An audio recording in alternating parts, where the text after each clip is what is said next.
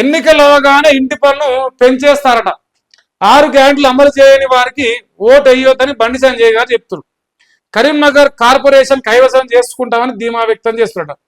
Municipal ఎన్నికలు పూర్తవగానే మున్సిపాలిటీలో ఇంటి పన్నులను పెంచేందుకు కాంగ్రెస్ ప్రణాళిక రచిస్తుందని కేంద్ర హోంశాఖ మంత్రి బండి సంజయ్ ఆరోపించారు. ఇప్పుడు మా కాడ పైసలు సరిపోతున్నాయి, మాకు రైతు బంధు ఇవ్వకపోయినా, రుణమాఫీ చేయకపోయినా, ప్రజలకు ఇచ్చిన హామీలు నెరవేర్చకపోయినా, ఏం చేయకపోయినా మాకు ఆదాయం సరిపోతలేదు. రెవెన్యూల పైసలు పెంచడం, మార్కెట్ వాల్యూతో పాటుగా రిజిస్ట్రేషన్ వాల్యూలు పెంచడం, అయినా కూడా మాకు పైసలు సరిపోతలేదు.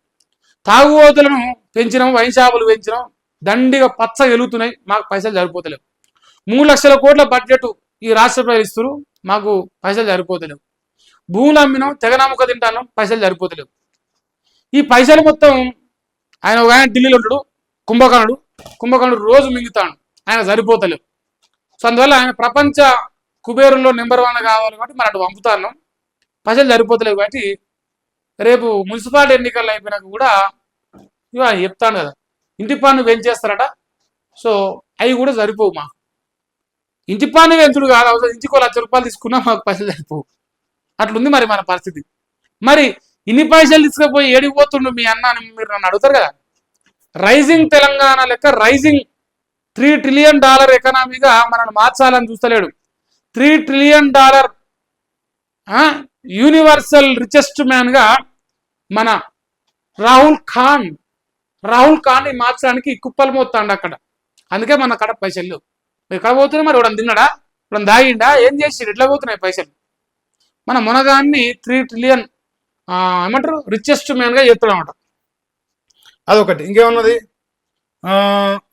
సోమవారం కరీంనగర్ కార్పొరేషన్ లో మున్సిపల్ ఎన్నికల ప్రచారాన్ని ప్రారంభించి మాట్లాడినట్ట 6 గ్యారెంటీలు అమలు చేయని కాంగ్రెస్ కు ఓటు వేయొద్దని పిలుపునిచ్చాడు. అట్లా కాదు సంజయ్ అన్న, నువ్వు ఇప్పుడు 6 గ్యారెంటీలు అమలు చేయలేదు అంటాను. మా బడ్జెట్ 90% ఇచ్చిన జనం తీసుకొని కడుపులోకి వెళ్ళి ఉలుగుతాంది, నిండిపోయి హామీలు అని చెప్పేసి వాళ్ళు చెప్తారు. నువ్వేమి ఏం చేయలేదు, హామీలు ఇవ్వని కాంగ్రెస్కి ఎట్టబోవచ్చు. ఏది నమ్మాలి మేము? హామీలు ఇవ్వలేదని చెప్పేది నువ్వు నిజమా? లేదు 90% హామీ ఇచ్చానే ఆయన నిజమా? అంతా కలిసి కూర్చొని చర్చ పెడదామని మా వాళ్ళు రారు, కాంగ్రెస్ వాళ్ళు చర్చకు కానీ పెడదాం. సో కాంగ్రెస్ ప్రభుత్వం అధికారంలోకి వచ్చిన 2 నెలల్లో రాష్ట్ర వ్యాప్తంగా ఉన్న కార్పొరేషన్లు, మున్సిపాలిటీలకు నయా పైసా ఇవ్వలేదని, ఈ ఎన్నికల్లో వారికి ఓట్లు అడిగితే హక్కు లేదని చెప్పేసి మరి అంటున్నట. అయితే 2 ఏళ్లల్లా ఏమి ఇవ్వకపోయినా, నిన్నమన్న సర్పంచ్ అయినలకు పంగనాలు పెట్టినా, ఇంకా 6 హామీలు అమలు చేయకపోయినా, ఇంకా ఎన్ని లంగా పనులు చేసినా తల్లిలాంటి కాంగ్రెస్ పార్టీ జనాలను నమ్ముతారు. తల్లిలాంటి కాంగ్రెస్ పార్టీ ఓటు 10,000 ఇస్తారు, జనాలు ఓటెత్తారు. అది మా రేవంత్ అన్న కాంగ్రెస్. లంగాల్ని దొంగనే నమ్ముతారు జనాలు, మంచోని నమ్మరు. చెప్తాను కదా సాపుగా, ఇంకా దాచిపెట్టేది ఏముంది? ఇక మున్సిపాలిటీలకు కాంగ్రెస్ సర్కారు చేసింది ఏంటి? రామచంద్రరావు ధ్వజమట. 4వ రాష్ట్రానికి నితిన్ నబీన్ వస్తున్నట్టు చెప్పినట్ట. మరి నూతనంగా వచ్చిన అధ్యక్షుడు కావచ్చు, ఆయన వస్తారట. మరి రేపు కావచ్చు ఆయన 4వ తారీఖు. బుల్లెట్ ట్రైన్ హబ్గా హైదరాబాద్ మారబోతుంది. 3 గంటల్లోనే సిటీ నుంచి ముంబై, చెన్నై, బెంగళూరు వెళ్ళొచ్చు. రైల్వే మంత్రి అశ్విని వైష్ణవ్ చెప్తున్నాడు. తెలంగాణ రైల్వే ప్రాజెక్టులకు 5,000 కోట్లు కేటాయించినాం. కాంగ్రెస్ హయాంలో ఉమ్మడి ఏపీలో పోల్చితే 6 రెట్లు ఎక్కువని చెప్తారు. సో ఇప్పుడు తెలంగాణలో హైదరాబాద్కు బుల్లెట్ ట్రైన్ కేటాయించరు, అది బెంగళూరుకు 2 గంటలలో పోవచ్చు అంటారు. 5,000 కోట్లు రైల్వే శాఖ కేటాయించిన అంటారు. మా నల్లమల్ల పులి మాత్రం ఇటు రాస్తాను చూసుకోవాలి. అమ్మ ముత్తైదే కాదు, ఇగో నేడట ఏంది కేంద్రం అప్పు 2,14,000 కోట్లు. కేంద్రం అప్పు గింత, మొన్న కేంద్ర అప్పు గింత. ఇప్పుడు రేవంత్ అన్న నేను కూడా ఒక మంచి చిత్రం గుర్తుకొచ్చింది. నేడు, నిన్న, మొన్న అని రాసేటప్పుడు గిట్ట కూడా గిట్నే రాయాలి. 2 ఏళ్ళ నిధులు తెచ్చినాం, సంవత్సరాలు నిధులు తెచ్చినాం, నిన్న మన నిధులు తెచ్చినాం.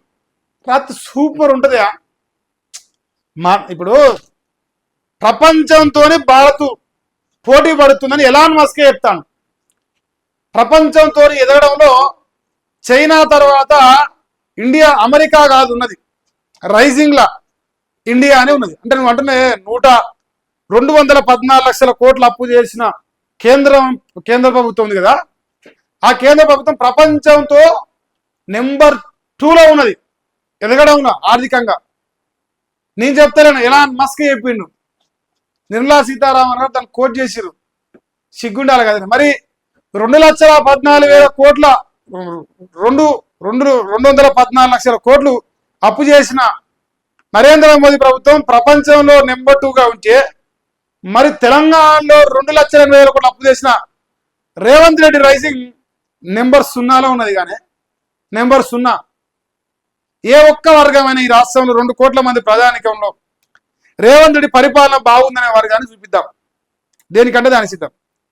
119 నియోజకాలలో ఈ నియోజకవర్గం నిధులు బ్రహ్మాండంగా ఇచ్చిన అని లెక్క చెప్తే దేనికంటే సాధిస్తాం.